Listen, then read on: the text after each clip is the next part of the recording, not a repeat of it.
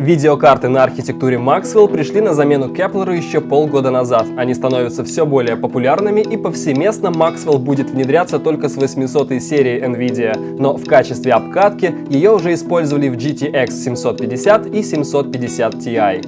Итак, в системе охлаждения две медные теплотрубки с диаметром 6,8 мм.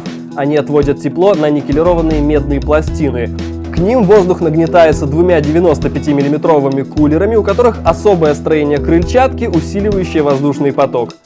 Бренд-менеджер MSI обратил наше внимание на то, что кулер вообще-то 100-мм, на нем так и написано, никто его линейкой мерить не будет, и вообще это конструктивные особенности. Но вот мы таки померили, выяснили, что 95 мм, хотя, да, никакой практической разницы в этом нет. Хуже кулер от этого не становится. Интересно, что отсутствует контактная площадка. Тепло с чипа отводится прямиком на теплотрубки, и это хорошо, поскольку исключен посредник, а значит, тепло выводится быстрее. С системой охлаждения контактирует не только чип, но и фазы питания памяти. Кстати, тут стоит 5 фаз, 4 фазы на графический чип и 1 на память. На видеоплате установлена память производства Samsung, 4 чипа по 512 мегабайт, суммарно 2 гига. Вообще, эти чипы созданы для работы на 6000 МГц, но при установке на плату их частоту ограничили до 5400.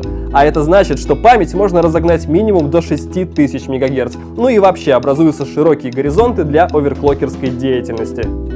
Вверху справа переключатель между двумя режимами BIOS – Hybrid и Legacy. Тут же есть заготовка под 6-пиновое питание, но его сюда не поставили. Видяха питается от 16-линейного PCI Express. Картинка может выводиться одновременно через все 3 порта HDMI, D-Sub и DVI-D. Но в таком режиме максимальное разрешение на каждом будет 1080p. Самое интересное в этой видяхе — чип GM107. Он делается по 28-нанометровому техпроцессу. И основная фишка архитектуры Maxwell в том, что у него не один огромный массив мультипроцессорных блоков с одной логикой и буфером инструкций, а целых 4 массива, но поменьше размером с отдельной логикой и буфером у каждого. Плюс измененный планировщик. В совокупности это дает меньше простоев ядер благодаря более грамотному распределению нагрузки. Таким образом, видеокарта становится более производительной, но при меньшем энергопотреблении и меньших температурах. Свежераспакованная плата работает на повышенных частотах, это 1085 МГц, а в режиме Boost 1163.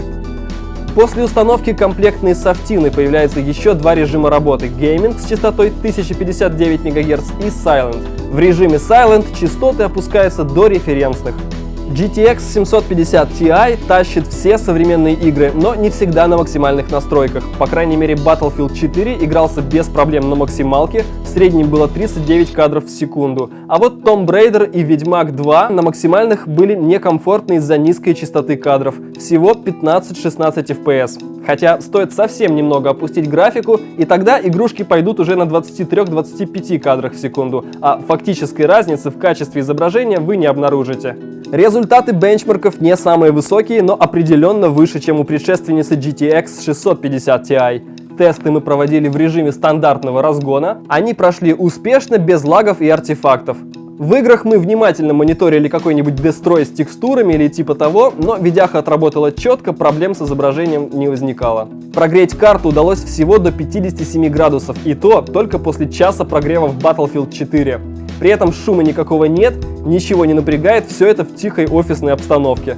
Результат хороший и обнадеживающий. Обороты кулеров удалось довести всего до 1000 оборотов в минуту, а это примерно 37% от их максимальной скорости. В общем, охлаждающий потенциал прямо-таки выпирает. Мы подвергли видеокарту оверклокингу, и в результате 1220 МГц графического процессора и 6352 МГц на памяти. Итоговая производительность поднялась на 12,5%, что дало свои результаты не только в бенчмарках. Точно такой же прирост был и в игрушках. Говоря человеческим языком, новая архитектура Maxwell не требует дополнительного питания, ей достаточно 75 Вт через PCI Express, то есть можно провести апгрейд старой системы и не тратиться на новый блок питания. Сразу после распаковки она очень хорошо разогнана, а усиленное питание даст еще и самому над ней пошаманить. Производительность можно поднять почти до GTX 760. Охлаждение бесшумное, эффективное и офигенное, имеет большой запас на случай оверклокинга. В Впрочем, даже и без него эта графика тянет все самые новые игры, хотя и не всегда на самых-самых максимальных настройках, но близких к таковым. Пожалуй, GTX 750 Ti это самый грамотный выбор для бюджетной игровой машины на момент середины 2014 года, а ее сборка от MSI с тегом Gaming одна из самых лучших сборок этой серии. Не перестает удивлять ее производительность, охлаждение, тишина и потенциал разгона. Это канал Photos.ua, участвуйте в конкурсе от MSI, условия найдете на сайте, подписывайтесь на канал, оставайтесь в адеквате и приходите еще.